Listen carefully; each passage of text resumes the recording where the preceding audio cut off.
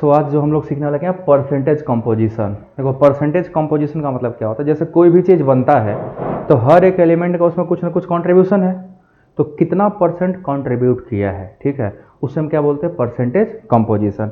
अब सवाल है हमें इसकी ज़रूरत है क्यों, परसेंटेज कंपोजिशन में क्यों जानना है। आगे हमें मॉलिक्यूलर फार्मूले निकालने हैं कंपाउंड के और इम्पीरिकल फार्मूला, उसको निकालने के लिए परसेंटेज कंपोजिशन की ज़रूरत पड़ेगी। इसके अलावा आप आगे जब जाओगे नेक्स्ट में देखोगे, जैसे एक मोल कॉन्सेप्ट निकालते ना, कितने नंबर ऑफ एटम है, कैल्शियम क्लोराइड में क्लोरीन के कितने एटम्स हैं, तो एक्चुअली ये नंबर ऑफ एटम निकला, वो भी एक तरीके का परसेंटेज है ना, इतने पार्ट है तो उसको परसेंटेज में कन्वर्ट कर सकते हैं।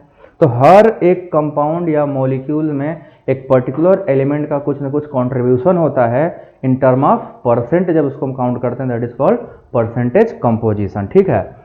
अब बाई मास से भी हम परसेंटेज निकाल सकते हैं, उसका मोल परसेंट भी निकाल सकते हैं, कितना दिया गया है ना। सो हम लोग अभी क्या निकालेंगे, मास, कितना ग्राम है। अब देखो मोल से हम लोग मास भी निकाल सकते हैं, आपको पढ़ा दिया गया हो, अगर मोल दिया हो तो कितना मास निकाल सकते हैं, अगर मास दिया है तो मोल निकाल सकते हैं, निकाल सकते हैं। सो हमें क्या करना है, परसेंटेज कंपोजिशन करना है। अब जैसे मान लो कोई एक पर्टिकुलर एलिमेंट है, ठीक है, तो मास ऑफ दैट एलिमेंट अगर परसेंटेज में लोगे तो हमें 100 से मल्टीप्लाई करना पड़ेगा, नहीं लेंगे तो नहीं करना पड़ेगा। मास ऑफ एलिमेंट अगर हमें इसको निकालना है कितना मास परसेंट है, दिए गए पर्टिकुलर एलिमेंट का कितना है, तो हमें क्या निकालना पड़ेगा, मास परसेंट, मतलब उस कंपाउंड का पर्टिकुलर एटम का मास। जैसे पानी है, पानी में H2O है, अब पानी में बोलेंगे ऑक्सीजन का कितना परसेंट है, तो मास ऑफ दैट ऑक्सीजन जिसका हमें परसेंटेज निकालना है अपन उस पूरे मॉलिक्यूल का मास हो जाएगा ना। तो percentage mass of element equal to क्या होता है, मास ऑफ एलिमेंट, किस एलिमेंट का, जिसका हमें परसेंटेज फाइंड आउट करना है, upon total mass of the compound, total mass of compound, जिस कंपाउंड की हम बात कर रहे हैं, मास ऑफ कंपाउंड, इनटू क्या करोगे 100 क्यों करेंगे, नहीं तो परसेंटेज नहीं आएगा, और हमें क्या निकालना है इन टर्म ऑफ परसेंट। तो जिस भी कंपाउंड का हमें परसेंटेज कंपोजिशन फाइंड आउट करना है, हम उसका क्या करेंगे, पहले निकालें कितना परसेंट है वो, ये फाइंड आउट करने के लिए हमें जरूरी है mass percent of that element is equal to mass of that element in gram, ठीक है ना, ग्राम में ही यूजुअली यूज करेंगे हम लोग, upon total mass of that compound into 100। इस फॉर्मूले से किसी भी कंपाउंड का हम कंपोजिशन फाइंड आउट कर सकते हैं, ठीक है। जैसे अगर मान लो 2 ही एलिमेंट दिया है तो एक का निकाल के 100 में से घटा दोगे तो आंसर आ जाएगा, है कि नहीं, 2 ही है तो एक में जितना है बाकी सब दूसरे का ही होगा। तो सपोज कर लो हमें निकालना है फाइंड आउट, क्वेश्चन एक दे रहा हूं, ये क्वेश्चन से समझेंगे, find out the percentage mass of hydrogen and oxygen in water, hydrogen and oxygen in water, जो निकालिएगा आप लोग, पानी में हाइड्रोजन और ऑक्सीजन का कितना मास परसेंट है, आप लोग उसको निकाल कर बताइए, 1 बाय 1 सब लोग निकालिए, ठीक है। कल हमसे एक बच्चे ने पूछा सर आप किस कोचिंग पढ़ाते हैं, सो मैं किसी कोचिंग में नहीं पढ़ाता हूँ, उसे लगा मैं किसी को पढ़ाता हूँ, तो मेरे एक बच्चे हैं, मैं एक बच्चा है उसमें पढ़ाता हूँ बैठा के, बस वो वीडियो में रिकॉर्ड कर लेता हूँ, और कुछ नहीं, मैं कोचिंग नहीं पढ़ाता हूँ, ये मेरे घर का सेटअप है, मैं घर पे पढ़ाता हूँ। सो आप लोग बच्चों बताओ जरा, वाटर का मास कितना होता है, पानी का टोटल मास कितना है, 18 ग्राम है ना, और हाइड्रोजन का मास कितना है, अगर यहाँ हाइड्रोजन तो H2 है, तो हम क्या देखेंगे, मास ऑफ हाइड्रोजन पहले इसका वाटर निकाल लो, तो मास ऑफ वाटर कितना है भैया, दिस इज इक्वल टू 18 ग्राम, तो हमें टोटल मास तो पता 18 ग्राम है। अब हमें किसका परसेंट निकालना है, परसेंटेज ऑफ हाइड्रोजन, तो हाइड्रोजन टोटल कितने हैं, इसमें 2 हैं, और एक हाइड्रोजन का मास कितना होता है 1, तो कितना हो जाएगा 2 इंटू 1 अपॉन 18 इंटू 100, कितना आ रहा है, कैलकुलेट करके बताओ कितना आ रहा है, इसको कैलकुलेट करेंगे कितना आ रहा है, 11.18%, देखो आ रहा है, कैलकुलेटर पे डालो, 11.18%, ठीक है। ये कितना हो जाएगा, 100/9 हो जाएगा, है ना, 100/9 हो जाएगा, तो 9 1 टाइम जाएगा 11.18। अब हम ऑक्सीजन का भी ऐसे निकाल सकते हैं या सीधे 100 में से घटा दो डायरेक्ट आ जाएगा, दोनों तरीका आपको पता होना चाहिए, है ना। अब यहाँ से जैसे मान लो मास परसेंट में ऑक्सीजन का निकाला है तो क्या फॉर्मूला लगाएंगे, percentage of hydrogen, sorry oxygen ना, ऑक्सीजन, या तो हम सीधे कर लें 100 minus percent mass percent of hydrogen कर लें, तो सीधे ऐसे निकल के आ जाए, कितना आ रहा है जरा बताइएगा आप लोग, 100 माइनस 11.18, तो अराउंड 88.82 आएगा क्या, 7 का राउंड मान के चलो इतना ही आएगा, 88.82 आएगा ना, 88.82 आ रहा है, सॉल्व करके बताओ, यही अप्रॉक्स आएगा 82%। So this is the mass percent of oxygen. तो ये तो बहुत सिंपल सा न्यूमेरिकल था जिसको हमने कर दिया, बट क्या न्यूमेरिकल इतने ही सरल आएंगे, नहीं नहीं ऐसा नहीं। कभी कभी तुमको फंसाना होगा तो क्या करेगा, जिस कंपाउंड का पूछना है उसका नाम दे देगा, अब तुम्हें नाम दिया है तुम क्वेश्चन निकालो उससे, ठीक है। सो फटाफट हम लोग क्या करेंगे उससे निकालेंगे। अभी मैं अच्छे प्रॉब्लम कराता हूँ, ये तो बहुत बेसिक सा प्रॉब्लम इसलिए था कि पहले सीखो कैसे करना है ना। क्लियर है, तुम इससे उससे भी निकाल सकते हो, 16/18 इंटू 100 करोगे तब भी आएगा, ठीक है ना। चलो अब क्वेश्चन जो लिखा रहा है इस क्वेश्चन को देखो, पहले आप लोग सॉल्व करो फिर मैं आंसर बताऊंगा, फिर मैं सॉल्व करूंगा, ठीक है। क्वेश्चन नोट करो, it is found that 16.5 gram, it is found that 16.5 gram metal combined with 5 gram metal combined with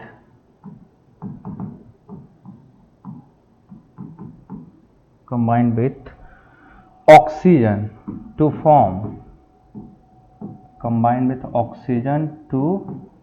form 35.6 gram, 35.6 gram metal oxide, ठीक है, मेटल ऑक्साइड बनाते इतना gram. Calculate percentage of metal and oxygen in compound, calculate percentage of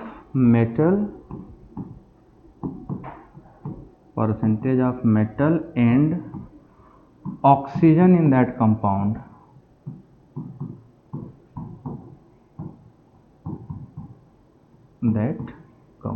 बस यही निकालना है।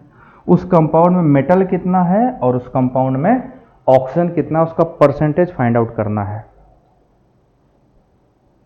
ठीक है।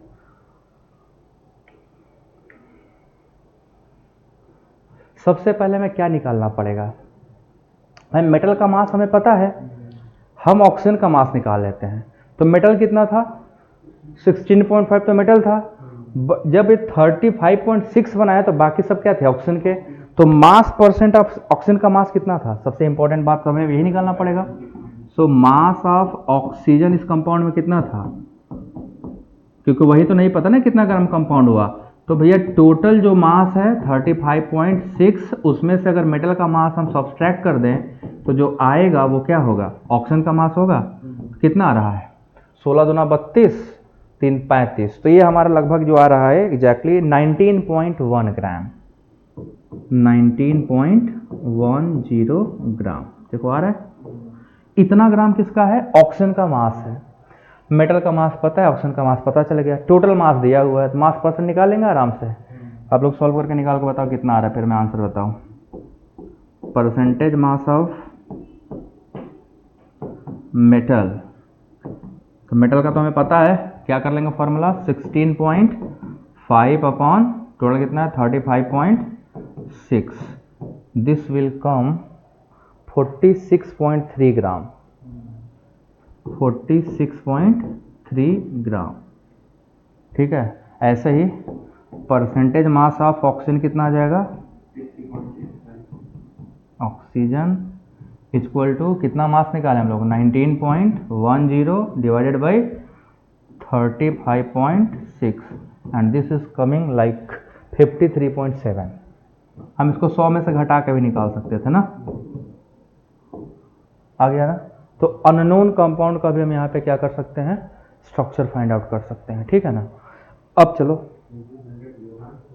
हाँ 100 से मल्टीप्लाई करोगे तभी ना तो पॉइंट में आ जाएगा, ठीक है। इंटू 100 सब में करना पड़ेगा, इंटू 100 रहेगा ही रहेगा, नहीं तो परसेंटेज नहीं आएगा, फिर 0.53 ग्राम आ जाएगा, ठीक है ना।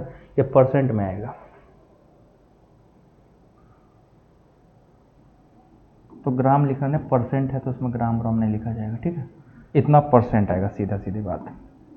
अब चलो क्वेश्चन लिखो। क्वेश्चन दे रहा हूँ, घर पे करना, ठीक है। लिखो, फाइंड आउट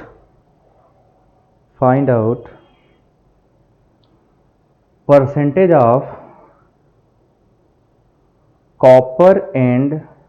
कॉपर सल्फर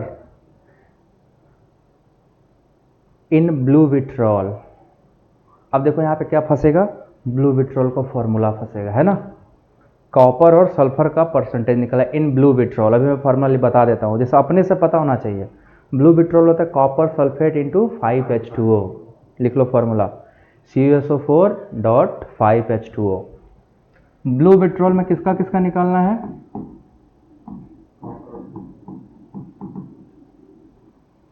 तो ब्लू विट्रॉल होता है कॉपर सल्फेट पेंटाहाइड्रेट। ये कॉम्प्लेक्स में पढ़ोगे, कॉपर पेंटाहाइड्रेट में कलर क्यों होता है ब्लू कलर का, और जब तुम इसको नॉर्मल अगर केवल एनहाइड्रस कॉपर सल्फेट करिएगा तो क्या मिलेगा पता है, वाइट कलर का, वो कलरलेस होता है। दूसरा लिखो, find out the percentage composition of iron in green vitriol. ये सारे क्वेश्चन आपको करने हैं।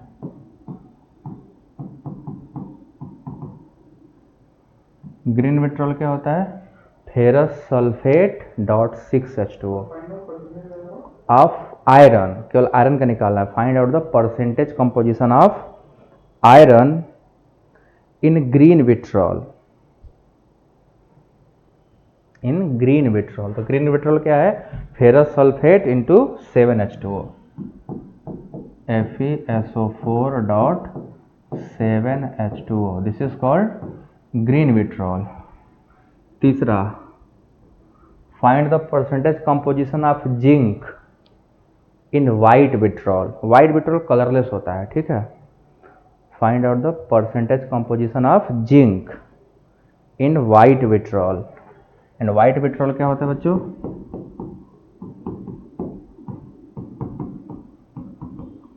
वाइट विट्रॉल होता है जिंक सल्फेट हेप्टाहाइड्रेट 7H2O, ठीक है। तो तीनों विट्रॉल पता होना चाहिए, ठीक है ना।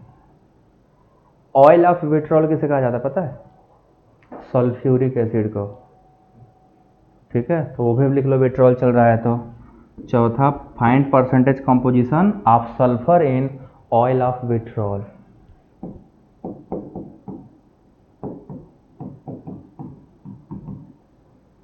और ये सल्फ्यूरिक एसिड होता है H2SO4। तो ये सब आप आराम से घर बैठ के करिएगा, ठीक है। ये सब आप आराम से निकाल लोगे। हर एलिमेंट का भी निकाला जा सकता है, बट एक पर्टिकुलर सिंगल एलिमेंट का भी हम परसेंटेज कंपोजिशन निकाल सकते हैं।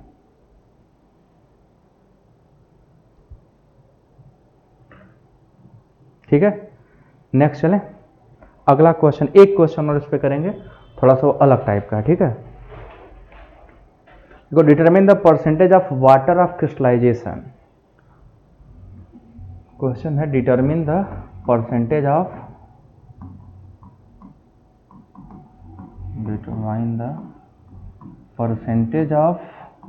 Water of crystallisation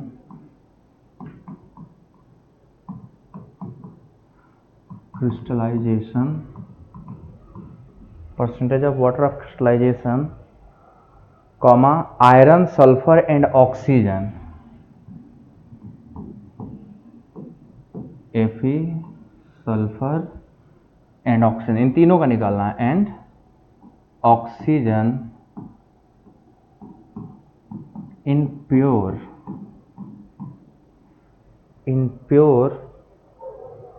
sulphate of या प्योर FeSO4 डॉट 7H2O, इसमें कोई मिक्सचर नहीं है, प्योर फेरस सल्फेट, मतलब बोल सकते हो ग्रीन विट्रॉल में, ठीक है ना।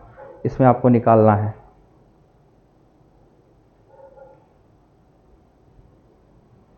तो सबका 1 बाई 1 निकालना। Fe का 56, आयरन का जो एटॉमिक मास है कितना है, 56 है, ठीक है। तो सबसे पहले तो हमें इसका पूरा मास निकालना पड़ेगा ना, FeSO4 प्लस इंटू 7H2O। तो एक H2O का 18 होता है, तो 7 का 126 हो जाएगा, और टोटल Fe का 56, सल्फर का 32 और इसका 64। ये पूरा निकाल के देखो कितना आ रहा है। इसका जो मास आएगा, टोटल मास ऑफ, क्योंकि भाई मेन कंपाउंड का मास पता होना चाहिए, 278 ग्राम आ रहा है। तो टोटल मास सही है, 278 ग्राम मास है, दैट्स ऑल। पूरा मास हमें पता चल गया। अब हमें 1 बाई 1 निकालना है। कितने वाटर क्रिस्टलाइजेशन में लगे हैं, 7, तो हमें 7 का निकल जाएगा। उसके बाद किसका निकालना है हमको, आयरन का, आयरन हमें दिख रहा है कितना है। उसके बाद किसका निकालना है, सल्फर भी दिख रहा है कितना है, जरा निकाल के बताइएगा 1 बाई 1। तो मैं सबका सीधे आंसर लिखूंगा, ठीक है। अभी आप सॉल्व कर लोगे। परसेंटेज वाटर ऑफ क्रिस्टलाइजेशन,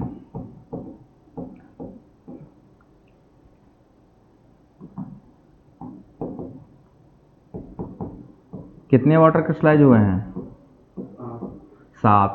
तो टोटल वाटर का कितना मास आ जाएगा, 126 डिवाइडेड बाई 278 इंटू 100 आ जाएगा। निकालते जाओ। आयरन का कितना निकलेगा, आयरन का 56 ग्राम होता है, तो 56 बाई 278 इंटू 100 है ना।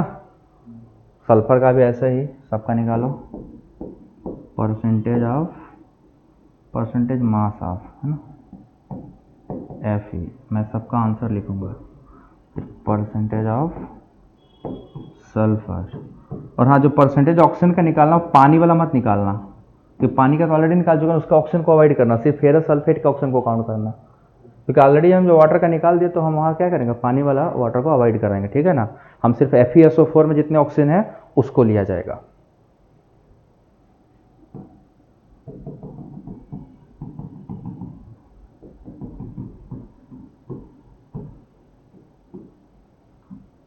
सॉल्व करिए।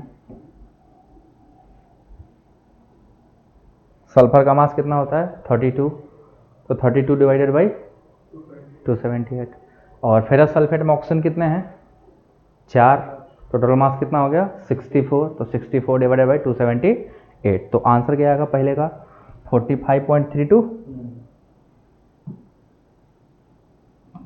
तो इसका आंसर आ रहा 45.32 ना, 45.32। क्लियर। आयरन का कितना आ रहा है बच्चा, 20.14, सही है, सही जा रहे हो। नेक्स्ट सल्फर का कितना आ रहा है, 11.51,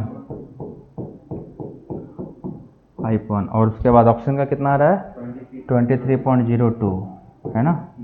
so this is the composition.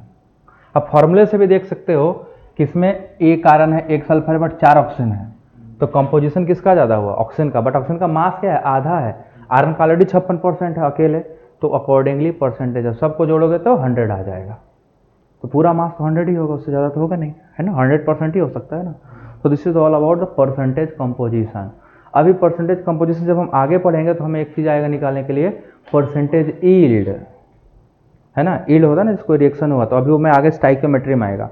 इसका जो मेन यूज है वो कहाँ है, इसका मेन यूज है empirical and molecular formula determination के लिए। हम लोग वहीं जा रहे हैं क्योंकि इससे एक क्वेश्चन आता है, ठीक है। तो लिखो, हेडिंग डालो, empirical and molecular formula, empirical and molecular formula.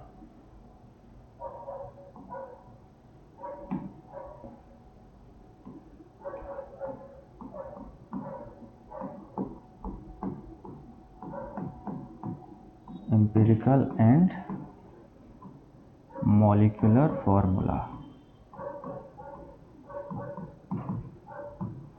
क्या कोई डिफाइन कर सकता है एम्पिरिकल फार्मूला क्या होता है, मॉलिक्यूलर फार्मूला क्या होता है?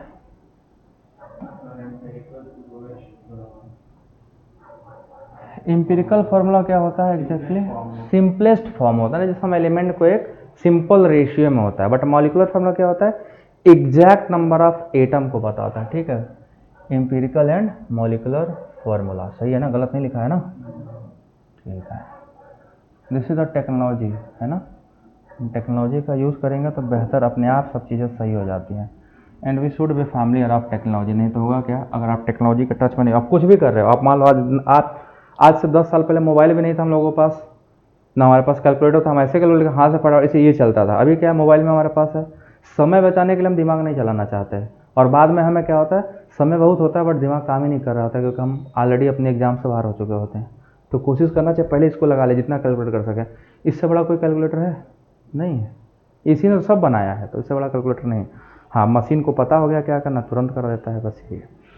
अब देखो, एम्पिरिकल फार्मूला एक सिंपल एलिमेंट का सिंपल रेशियो होता है। जैसे कार्बोहाइड्रेट का, हम 75 टाइप के कार्बोहाइड्रेट जानते हैं, बट अगर हम बात करें फार्मूला, जनरल फार्मूला, तो CH2O है। वो CH2O क्या बता रहा है, एक सिंपल रेशियो बता रहा है कि एलिमेंट क्या है, ऐसे ऐसे इतने हैं। But molecular formula of glucose क्या है, C6H12O6, exact number of element in molecular formula and simple ratio of element in empirical formula. तो हम लोग पहले क्या पढ़ेंगे, एम्पिरिकल फार्मूला, ठीक है। और इसी को निकालना है पूरा, इसी में सारा कहानी है, इससे क्वेश्चंस आते हैं, ठीक है। एम्पिरिकल फार्मूला, चलो लिखो, एम्पिरिकल फार्मूला क्या होता है। It represent the simple ratio of the simplest whole number, it represent the simplest whole number, it represent simplest whole number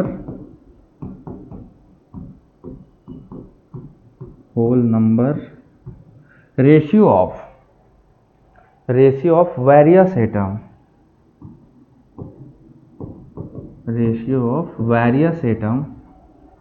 अलग अलग एटम हो सकते हैं ना, of various atom present in given compound,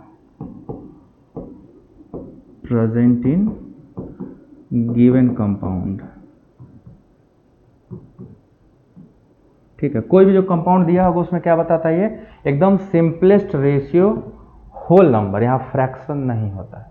हम लोग आगे पढ़ के जानते हैं कई सारे फ्रैक्शनल भी होते हैं, 2/3 है ना, M2/3 O5/4, बट यहाँ ऐसा नहीं होगा। यहाँ क्या होगा, सिंपल होल नंबर रेशियो होगा, या तो 1 होगा, या तो 2 होगा, या तो 3 होगा, फ्रैक्शन नहीं आएगा, ठीक है ना। तो ये सिंपल क्या रिप्रेजेंट करता है, ये बताता है, ठीक। जैसे हमने अभी बताया, ग्लूकोज का एम्पिरिकल फार्मूला क्या है, जो एम्पिरिकल फार्मूला है हमारे ग्लूकोज का वो है CH2O, बट क्या यही मॉलिकुलर फार्मूला है, इसको 6 से मल्टीप्लाई कर दोगे तो मॉलिकुलर फार्मूला आ जाएगा होल नंबर में, ठीक है ना। तो एग्जैक्ट जो नंबर है वो मॉलिकुलर फार्मूला में बताऊंगा। एम्पिरिकल फार्मूला H2O2 का कितना है, ग्लूकोज लिखना भूल गया ना, फार्मूला ऑफ ग्लूकोज कितना है भैया, ग्लूकोज का तो पता चल ही चुका है, कितना है, CH2O है। और मॉलिकुलर फार्मूला ऑफ H2O2 का क्या है, HO है, या OH कह लो, है ना, ये सिंपल HO है कि नहीं है। तो इसमें कोई प्रॉब्लम ही नहीं है, बस हमें क्या है, सिंपल रेशियो है। अगर हम कार्बो किसी एल्केन की बात करें, है ना, एल्केन की बात करें तो 2n+2 आ जाता है। अगर हम एल्कीन की बात करें तो दोगुना हो जाता है। बेंजीन का सिंपल बताओ फार्मूला क्या होगा, एम्पिरिकल फार्मूला बेंजीन क्या होगा, CH होगा कि नहीं होगा, क्योंकि बेंजीन में तो केवल कार्बन हाइड्रोजन ही है। So this is what? This is indicating the simplest whole number ratio of the elements. यहाँ पे पूरा simplest whole number है, ये हमें बता रहा है कि हमारा empirical formula है, ठीक है। empirical formula से हम molecular formula फाइंड आउट कर सकते हैं कि नहीं कर सकते हैं, आराम से कर सकते हैं, करके दिखाते हैं अभी। तो अगला हेडिंग है molecular formula। ये एग्जैक्ट नंबर को बताता है। जो मॉलिक्यूलर फार्मूला है इसमें क्या होगा, रियल नंबर होंगे, है ना, molecular formula so molecular formula क्या होता है, देखो, it represent the exact number of, it represent the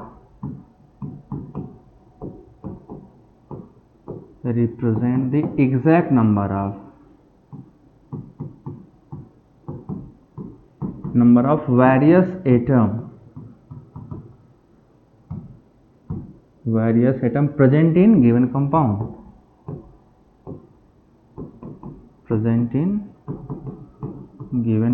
किसी भी कंपाउंड में जो एग्जैक्ट नंबर होता है एलिमेंटों का, वो मॉलिक्यूलर फॉर्मूला से पता चलेगा। जैसे ग्लूकोज का जो एक्चुअल मॉलिक्यूलर फॉर्मूला है, MF का मतलब मॉलिक्यूलर फॉर्मूला, ठीक है ना, ऑफ ग्लूकोज, वो क्या है, C6H12O6 है ना। मॉलिक्यूलर फॉर्मूला H2O2 का कितना है, H2O2 का H2O2 है। बेंजीन का कितना है मॉलिक्यूलर फॉर्मूला, तो अब हमें देखो दोनों में डिफरेंस दिखाई दिया क्या, ये C6H6 है। यहाँ मतलब एग्जैक्ट हमें नंबर पता होगा कि हाँ भाई इसमें इतना ही एटम है, वहाँ CH था वो इंपीरिकल फॉर्मूला था, और ये क्या है, मॉलिक्यूलर फॉर्मूला है। तो हाइड्रोजन परऑक्साइड H2O2 होता है, बेंजीन आपका C6H6 होता है। ऐसे बहुत सारे तमाम कंपाउंड है जहाँ पर हमें क्या होगा, एग्जैक्ट फॉर्मूले मिलेंगे, ठीक है ना। तो एग्जैक्ट जो नंबर एटम का होगा मॉलिक्यूलर फार्मूला। अब दोनों में रिलेशन, अगर हमें मॉलिक्यूलर फार्मूला निकालना तो कैसे निकलेगा, किसी को पता है, रिलेशन बिटवीन, बताओ कोई ट्राई करो, इंपिरिकल फार्मूला, EF मतलब इंपिरिकल फार्मूला एंड MF मतलब मॉलिक्यूलर फार्मूला। पूरा नहीं लिखने जा रहा हूं मैं, ठीक है। देखो होता क्या है, अभी यहां से यहां जाने में हमने क्या किया है, CH से C6H6 जाने में किसी होल नंबर से मल्टीप्लाई तो किए हो, है ना। ये CH2O से यहाँ जाने में C6H12O6 क्या किए हम लोगों ने, इसको 6 से मल्टीप्लाई ना किए हैं, है ना, इसको भी 6 से मल्टीप्लाई तो किए हैं। तो है क्या, किसी होल नंबर से मल्टीप्लाई कर रहे हैं, तो हम सीधे बोल दें क्या, अब हमें यहाँ तो पता नहीं भाई, 2 भी हो सकता है, 6 भी हो सकता है, 4 भी हो सकता है, H2O2 में तो 2 था। तो अगर हम मॉलिक्यूलर फार्मूला निकालना चाहते हैं तो इंपिरिकल फार्मूला को n से मल्टीप्लाई कर देते हैं, जहाँ n क्या होगा, कोई होल नंबर होगा, है ना। तो हम क्या लिखेंगे, empirical formula molecular formula equal to n into empirical formula, फिर n का भी वैल्यू निकालना पड़ेगा। So now molecular formula equal to n into empirical formula, n into empirical formula. अब ये n अगर पता चल जाए तो पूरी कहानी पता चल जाए, है ना। जो n है अगर ये पता चल जाए तो पूरी कहानी पता चल जाए। सो हमें जिस भी कंपाउंड का मॉलिक्यूलर फार्मूला निकालना है, molar mass of the compound upon empirical formula जो मास आएगा उस मास से डिवाइड कर दो, n आ जाएगा। सो n क्या है, n is nothing, this is the molar mass of the compound, जिसका मॉलिक्यूलर फार्मूला निकालना है, molar mass of compound upon empirical formula mass.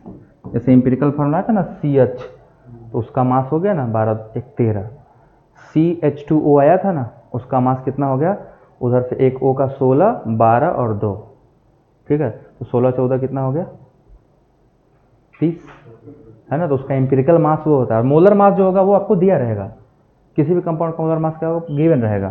तो इंपिरिकल फॉर्मूला मास,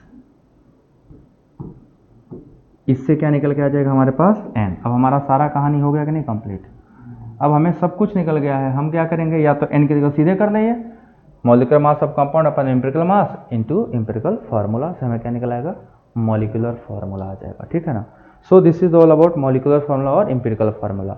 अब इससे क्वेश्चन कहाँ से आता है, क्वेश्चन आता है हमें इंपिरिकल फार्मूला कैलकुलेट कराना होता है। हमको यहाँ बहुत सारे इंपिरिकल फार्मूले निकालने हैं अलग अलग कंपोजिशन से, तो एक टेबल है, उस टेबल को मैं बनाऊंगा, उसी से हम लोग पूरा निकाल लेंगे, ठीक है। सो एक क्वेश्चन को लेकर शुरू करेंगे ताकि उसी से समझ जाए पूरा। तो हेडिंग डालो, calculation of empirical and molecular formula, calculation of empirical and molecular formula, calculation of empirical and molecular formula,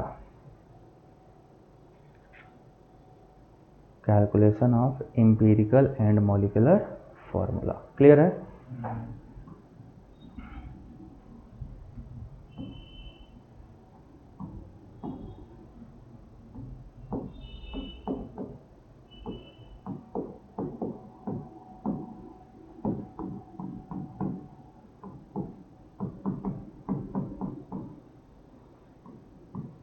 and molecular formula.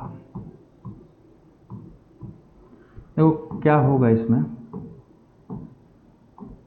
Percentage composition की हमें यही ज़रूरत है।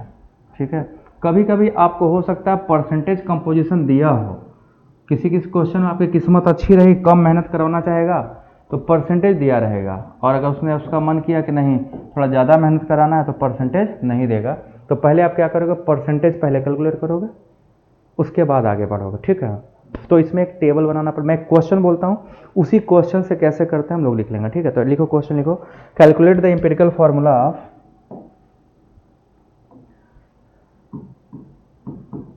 Calculate the empirical formula of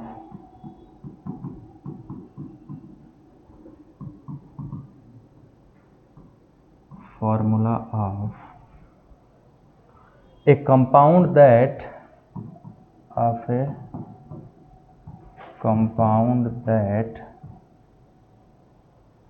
contains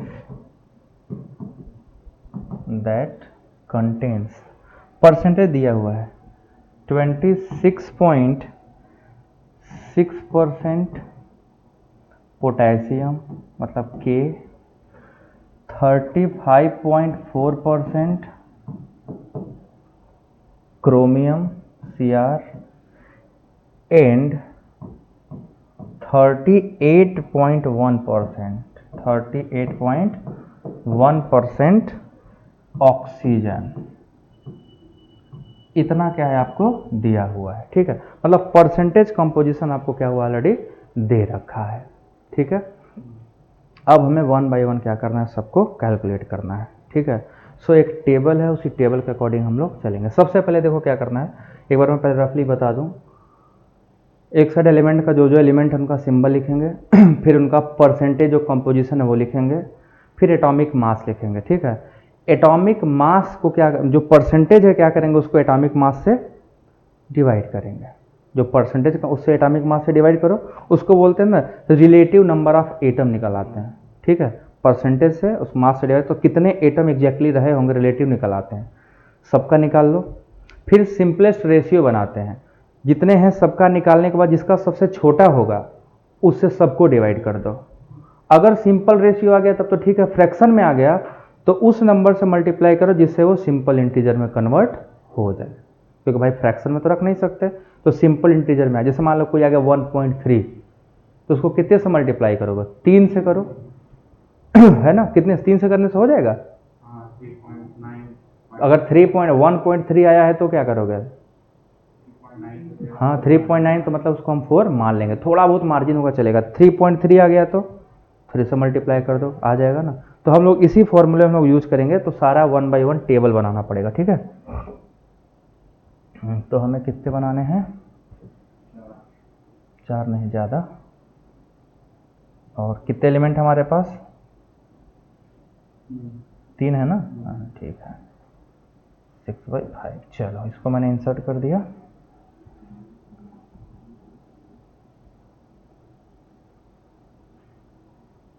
अगर ज़रूरत पड़ेगी तो हम इसमें घटा बढ़ा लेंगे। ठीक है ना, चलो इसका कलर देखें चेंज करके,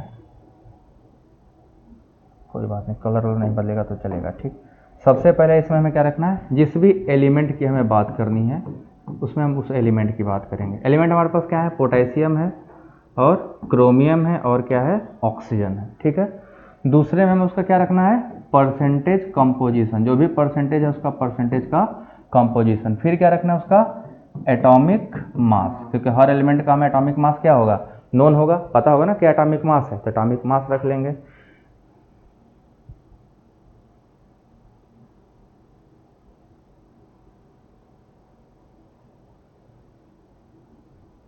ठीक है। उसके बाद नेक्स्ट, अब क्या करेंगे यहाँ पे पर डिवाइड करना, ठीक है। तो रिलेटिव एटॉमिक नंबर निकालना है, इसको हम लोग क्या बोलते हैं, रिलेटिव एटॉमिक नंबर। ये कैसे निकलता है, this is equal to percentage composition upon atomic mass से, ठीक है ना। इससे डिवाइड कर दोगे तो रिलेटिव एटॉमिक नंबर, RAN का मतलब रिलेटिव एटॉमिक नंबर, ठीक है। फिर सिंपलेस्ट रेशियो निकालना है, सिंपलेस्ट रेशियो।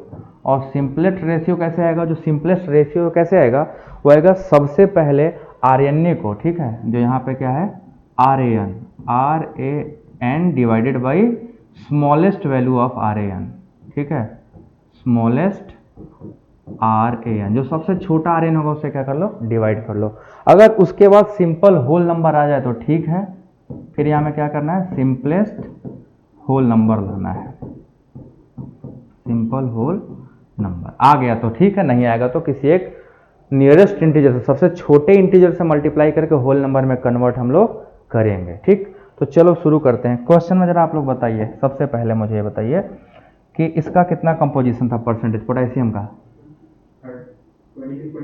20, सॉरी दिखेगा नहीं है ना, 26.6, तो 26.6, और ये क्रोमियम 35.4, ऑक्सीजन 38.1। इतना परसेंटेज कंपोजिशन हमें क्या है, पहले से ही नोन है। पोटेशियम का एटॉमिक मास कितना होता है, 39। क्रोमियम का कितना होता है, 52। 39 ये हो गया, ये कितना हो गया, 52। ऑक्सीजन कितना होता है, 16 का। अब ये निकाला जाए, कितना आ जाएगा ये, 26.6 डिवाइडेड बाई 39, निकाल के बताओ। फिर यहाँ 52 डिवाइडेड बाई, सॉरी 52 नहीं, यहाँ ये निकल जाएगा, यहाँ पे आएगा 35.4 डिवाइडेड बाई 52, एंड देन इसके बाद यहाँ क्या आ जाएगा, 38.1 डिवाइडेड बाई 16। तो चलो निकाल कर देखते हैं कितना कितना वैल्यू आता है। 26.6 डिवाइडेड बाई 39 जब करोगे तो ये 0.68 आएगा, 0.68, ये आपको यही करना है, 0.68 आ रहा है। दूसरे वाला कितना आ रहा है, वो भी 0.68 ही आ रहा है, 0.68, और जो लास्ट वाला ऑप्शन वो कितना आ रहा है, दैट इज 2.38। तो अब देखो इसमें क्या हो गया, मैं सबसे स्मॉलेस्ट वैल्यू किसका है, 0.68, तो उससे क्या करेंगे, हम सबको डिवाइड कर देंगे, क्या निकालने के लिए, सिंपलेस्ट रेशियो, ठीक है। तो 0.68 डिवाइडेड बाई 0.68 बराबर कितना आ जाएगा, ये 1। ये भी 0.68 डिवाइडेड बाई 0.68, ये भी कितना आ जाएगा, 1। और ये कितना है, 2.38 डिवाइडेड बाई 0.68, ये कितना आ जाएगा, 3.5। अब 3.5 तो होल नंबर नहीं है ना, तो हम क्या कर देंगे, अगर इसको 2 से मल्टीप्लाई कर दे तो कितना होगा, 7 हो जाएगा।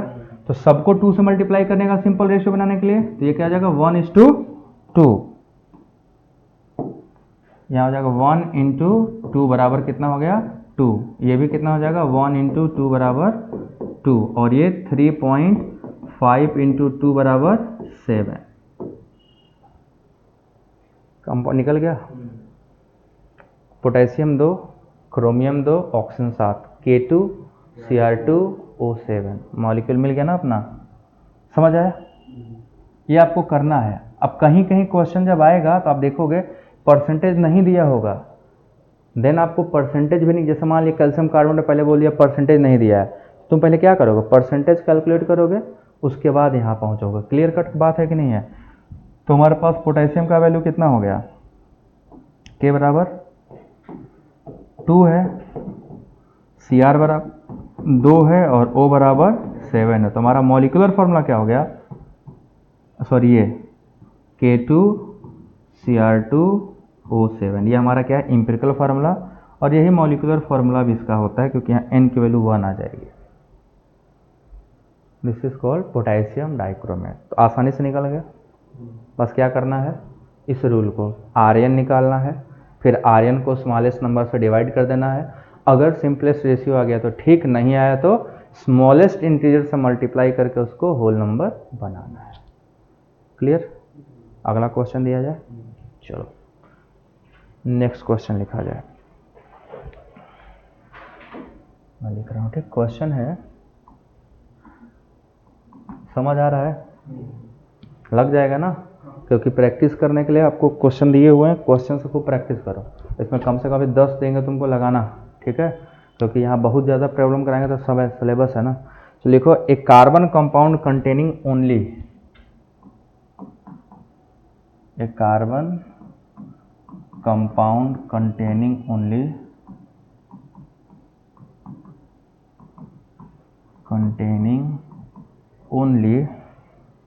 Carbon and oxygen, only carbon and oxygen, मतलब इसके पास सिर्फ कार्बन और ऑक्सीजन ही है, ठीक है ना, carbon and oxygen.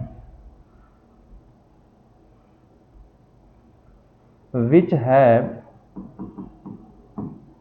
have molecular mass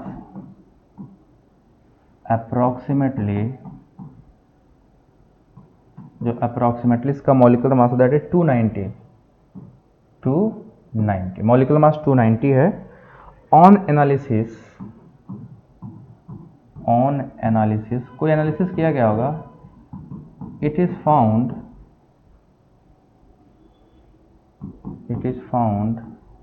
it contains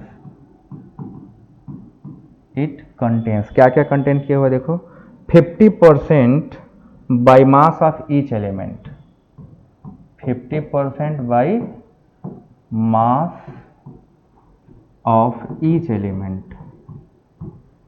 तो दोनों एलिमेंट क्या है, 50% है ना, by mass of each element.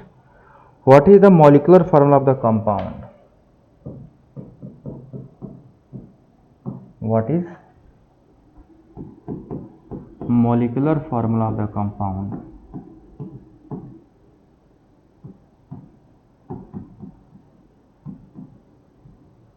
Compound का मॉलिक्यूलर फॉर्मूला क्या होगा? कंपाउंड में सिर्फ कार्बन और ऑक्सीजन ही है, निकाल के बताइए आप लोग।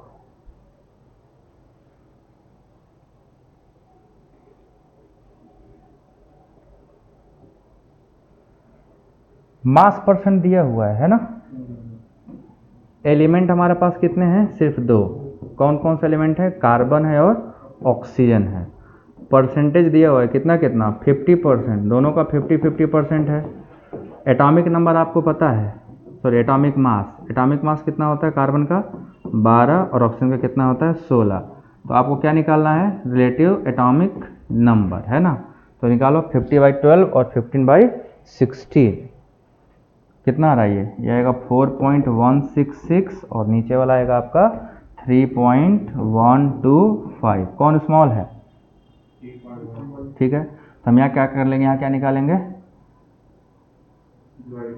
है ना, डिवाइड करेंगे इसको कितने से, 4.166 डिवाइडेड बाई 3.125। सिंपल रेशियो निकाल रहे हैं हम लोग ना, सिंपल रेशियो ऑफ एटम। और इसको कितने से डिवाइड करेंगे, ये भी सेम नंबर 3.125 डिवाइडेड बाई 3.125। तो ये तो 1 आ जाएगा, बट ये कितना आएगा, 1 नहीं आएगा, ये आएगा हमारा 1.33। This is coming 1.33। तो ये सिंपल रेशियो तो नहीं है, तो simplest whole number of atom, इसका फुल फॉर्म क्या है, simplest whole number of atom, हमें वही निकालना है। तो 1.33 को कितने से मल्टीप्लाई कर दिया है, 3 से, तो कितना आ जाएगा 4। तो जितने से उसको मल्टीप्लाई करोगे उतने से भी मल्टीप्लाई होगा, तो इसकी वैल्यू कितनी हो जाएगी, ये भी 3।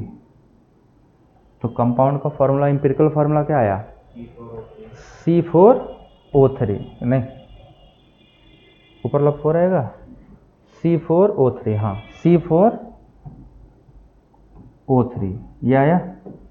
ये क्या इंपिरिकल फॉर्मूला है ना। अब इसको मॉलिक्यूलर फॉर्मूला बदलने के लिए क्या पूछा है, मॉलिक्यूलर मास दिया हुआ है, पहले n निकाल लिया जाए। तो पहले n निकालने का क्या है, इंपिरिकल मास चाहिए।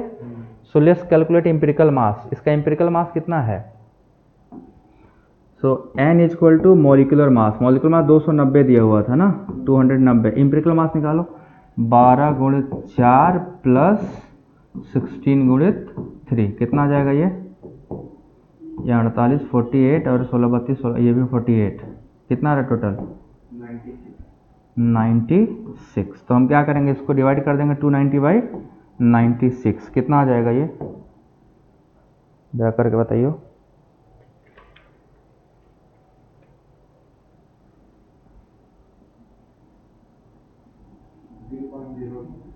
3 तो 02 का कोई मतलब नहीं, इसका मतलब है n बराबर 3 है, होल नंबर होना चाहिए, ठीक है। तो n इक्वल टू कितना आ गया 3। अब इसको क्या करना है, n से मल्टीप्लाई कर दो इसको, है ना, क्योंकि मॉलिकुलर फार्मूला क्या है n इंटू इम्पेरिकल फार्मूला। तो हमारा mf बराबर क्या हो जाएगा, मॉलिकुलर फार्मूला पर n की वैल्यू कितनी है 3, क्योंकि यही for n into empirical formula. So mf बराबर क्या हो गया बच्चों 3 इंटू इम्पेरिकल फार्मूला। तो इम्पेरिकल फार्मूला कितना था 3, तो कितने से हो जाएगा मल्टीप्लाई, c कितना हो जाएगा 4 3 12 और o कितना हो जाएगा 9। सिंपल रेशियोज को हम डिवाइड भी कर देंगे तो फिर से हमारा वही C4 और H, मतलब इसको हम कह सकते हैं ना, हाँ मगर मॉलिकुलर फार्मूला पूछा तो यही ले लूँगा, क्या दिक्कत है। बट अगर एटम का सिंपल रेशियो कर दोगे तो फिर वही 4 और 3 आ जाएगा, 3 से डिवाइड कर दो क्योंकि होल नंबर ही है। क्लियर कट हो गया। तो ऐसे मॉलिकुलर हम क्या निकालेंगे, एम्पिरिकल और मॉलिकुलर फार्मूला। सो इस पर प्रैक्टिस करना है प्रॉपर, कोई डाउट वाउट हो जितना प्रैक्टिस करोगे उतना आएगा, ठीक है ना। PYQ उठा के लगाइए, PYQ उठा के लगाने पर क्वेश्चन और आसानी से हो जाएगा, सरल सरल क्वेश्चन आते हैं, ठीक। दो तरीके से आया, परसेंटेज ना दिया हो, परसेंटेज दिया हो, या जैसे भी मैंने बताया उस तरह से दिया हो, तो कई वैरायटी क्वेश्चन आपको हो जाएंगे। तो आज की सभा ये है, ठीक है। वीडियो को लाइक कर देना सभी लोग, चैनल सब्सक्राइब जरूर करिएगा और एक बार शेयर जरूर करें। Thank you so much.